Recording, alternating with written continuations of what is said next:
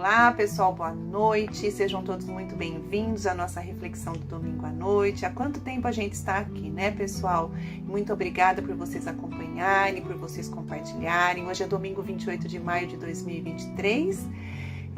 Meu nome é Josiane Cristine Ramos Ferreira, sou psicóloga, psicanalista, grupo-terapeuta.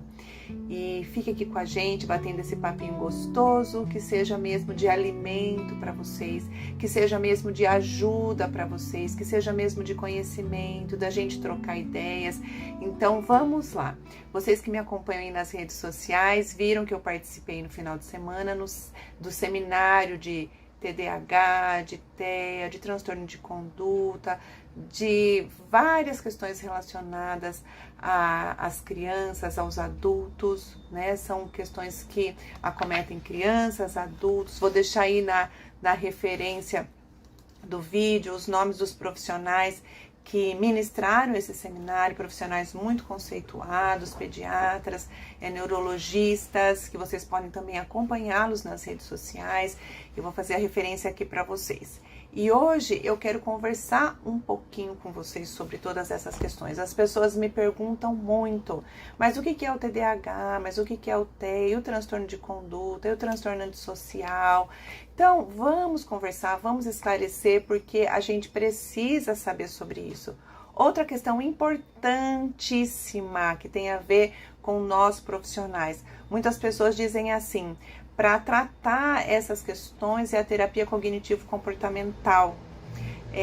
Eu tenho todo respeito e muito respeito ao trabalho de outros profissionais, tanto que nas jornadas que eu organizei aqui em Americana, junto com colegas, sempre convidei profissionais de outras abordagens, porque eu acredito que todas as abordagens da psicologia, elas podem contribuir com as questões humanas. Então, dentro da psicologia temos muitas abordagens e temos a psicanálise também, que além de ser uma abordagem da psicologia, né, que o profissional pode ser psicólogo trabalhando na abordagem psicanalítica, mas ele pode ser um psicanalista também.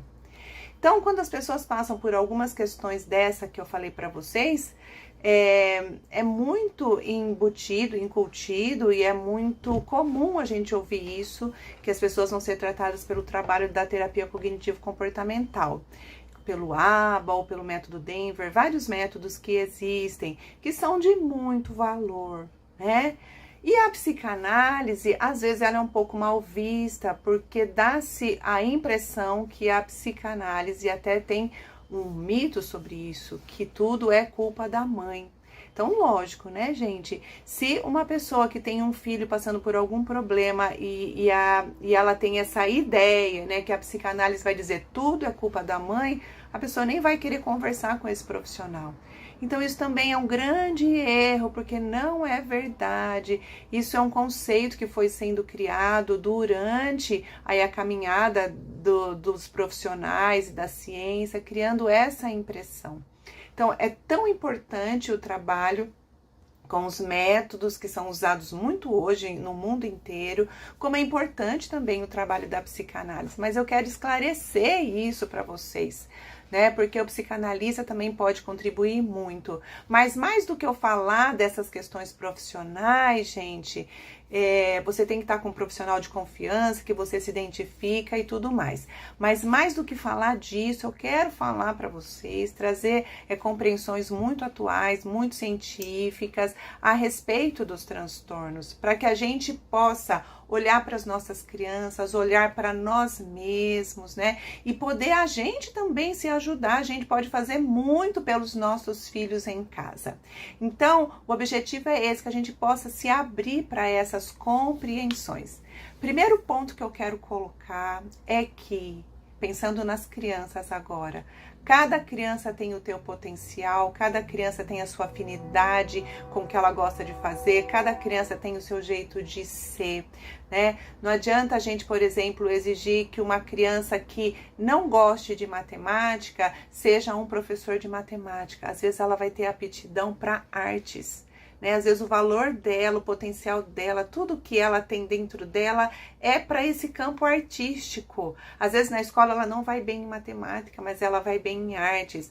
Ou ela vai bem em educação física, mas não vai bem em português. Ou ela vai otimamente bem em história, mas não vai bem em física. Então, o primeiro ponto que eu queria trazer é esse, que os nossos filhos, eles têm aptidões e eles têm potenciais, eles têm qualidades, né? As notas na escola, por exemplo. Se o seu filho não vai bem em todas as matérias, você não deve menosprezá-lo, desprezá-lo. Você deve descobrir qual é a aptidão dele e ajudá-lo a crescer na aptidão dele. De repente ele vai muito mal em matemática. Ele deve saber, deve se esforçar, claro, ele deve, ele pode se esforçar. Mas se ele não rende naquela matéria, tenta olhar que ele tem aptidão para uma outra coisa. Porque se você ficar no pé que ele não vai bem e tem que ir bem, você pode matar. Você pode abafar aquele potencial que ele tem de ser uma pessoa muito feliz naquela área que ele quer trabalhar. Então, primeiro ponto, cuidado quando olhar para o seu filho e exigir muito que ele seja bom em tudo, porque todos nós, veja você, nós temos afinidades para determinadas coisas. Então, o ensino já está se abrindo também para essa compreensão e para ajudar que a pessoa se desenvolva naquilo que ela tem aptidão, para ela ser feliz naquilo, ter o que oferecer naquele campo e poder ser realizada e contribuir para o mundo, né, naquilo que ela sabe fazer de melhor. Outro ponto, comportamento das crianças em casa. Quando a criança é muito agitada, de repente já vem um conceito, tem uma hiperatividade ou tem um TOD, né? Então a gente tem que primeiro olhar com cuidado e quando a gente pensa nos nossos filhos, que onde está a nossa implicância ali, implicância de implicação mesmo, né? No cuidado com eles.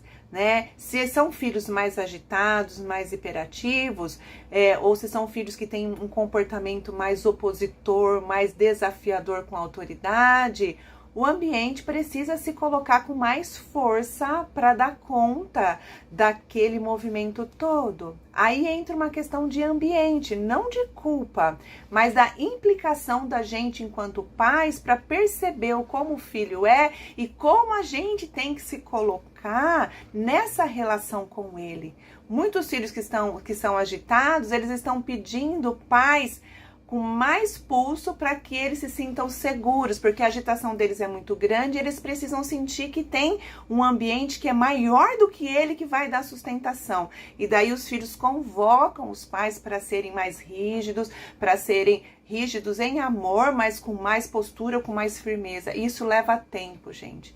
Não é 1, 2, 3 anos, porque a gente começa a perceber movimento nos filhos aos poucos, e a gente também está se desenvolvendo enquanto pai e mãe, então aos poucos a gente vai se posicionando para poder se adequar, para a gente poder entender como é nosso filho e como nós temos que nos posicionar. Esse é um processo. Então, não desanime mediante a primeira coisa que você percebe do seu filho, achando que ele tem algum transtorno. Nós vamos falar sobre os transtornos, trouxe até aqui o DSM-5 para a gente conversar. Mas muitas vezes é a criança nos convocando para um tipo de intervenção que ela precisa, né? Então, falando dos transtornos, o TDAH, que é o transtorno do déficit de atenção / hiperatividade, o TEA também, que é o transtorno do espectro autista, eles estão classificados aqui no DSM-5 como um transtorno do neurodesenvolvimento. O TOD, que é o transtorno opositor desafiador, ele não é um transtorno do neurodesenvolvimento, ele é um transtorno do ambiente. Como que é feita, né, essa avaliação?